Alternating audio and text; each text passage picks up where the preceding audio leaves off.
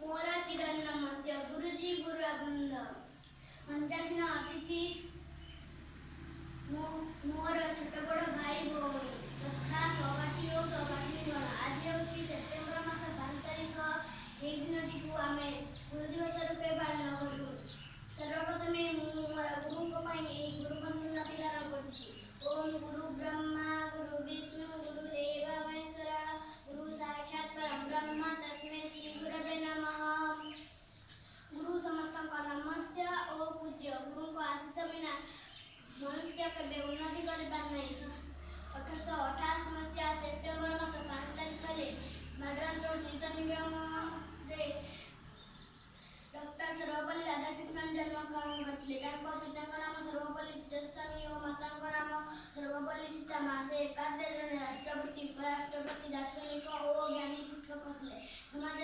समाज गुरु माने पूजनीय और वंदनीय व्यक्ति पूर्व छात्र छात्री मैंने भक्ति कर परंपरा अच्छी। श्रीकृष्ण आरोही उपमन्यु जरा अर्जुन आदि शिष्य मैंने गुरु को करुणा लाभ कर बड़ होइथिबार दृष्टांत पुराण मिलूँ। गुरु दिवस एक पवित्र महान दिवस। यह गुरु और छात्र